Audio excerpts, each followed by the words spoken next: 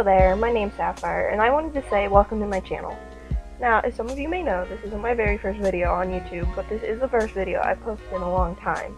And this might as well be my first video since I decided to private and unlist all of my prior content. Now, a lot of you may be wondering why, and I just wanted to say that I am going to be remodeling this channel into something completely new. From now on, I'll be focusing my videos strictly on art. So I'd like to say expect an influx of content that shows off art supplies, as well as my own art techniques, and maybe some art discussion topics. Now, I wanted to stay with this channel rather than get a new channel because I've used this channel so long I've become sort of attached to it, and I figured it'd just be easier to stay with this channel rather than trying to create an all new channel. So I know a lot of you subscribed for my old content, or specifically for one video that I posted back when I was 13 or 14, somewhere around that age. And there's also probably people who've subscribed and forgotten about me since I haven't posted in a long time. So if you decide to unsubscribe due to this change in content, or you simply don't want to watch my content anymore, I won't hold anything against you. The reasoning for this change and the reason for all of my prior content being unlisted or privated is that it doesn't showcase my current skill. And it's old art, I don't really care for it anymore, and I just want to go forward with something new. And for those of you that decided to stay and watch me through my art journey, or even join up and subscribe because of this video, I'd like to say thank you, and I hope that you might be able to learn some things from my videos in the days to come. Now, I'm sure there are probably some of you who came to see the artwork in the thumbnail, so I decided that I'm going to talk about this painting. This footage is actually fairly old. I think I actually recorded it in around March of last year, and it's just a headshot of a character that I have on DeviantArt. His name is Knight, and he's from a Close Species ARPG group called Draco Strix.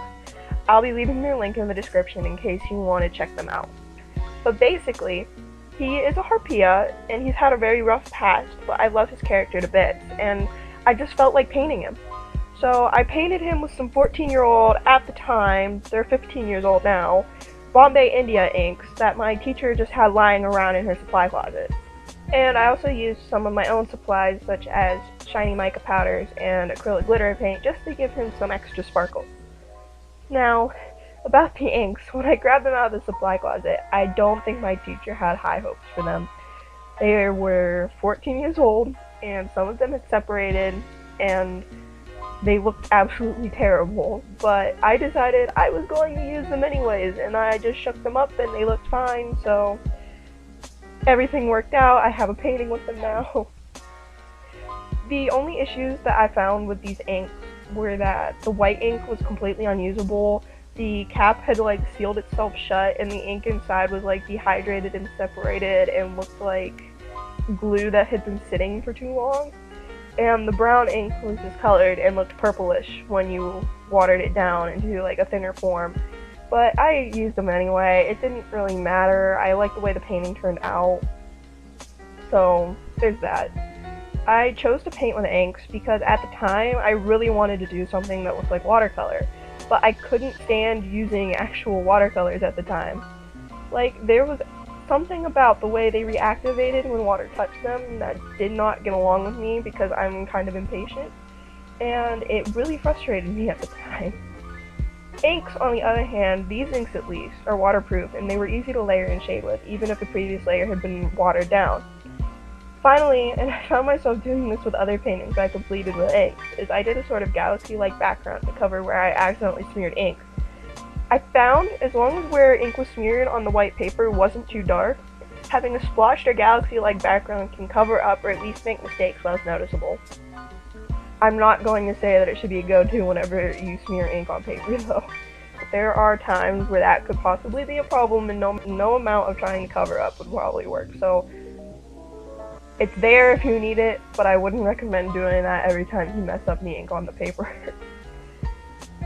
I also decided at the end to give the piece a black border, though some of the footage where I did that got cut or went missing. I'm not entirely sure how. My camera probably stopped recording it, or when I uploaded the videos onto my computer, I might have deleted them on accident thinking that they weren't necessary, but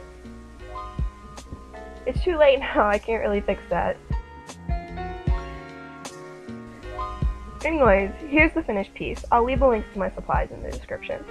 As a final note, the setup in this video will not be the same as in future videos.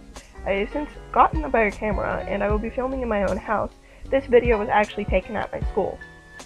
Also, I'm planning for uploads hopefully on Tuesdays and Thursdays.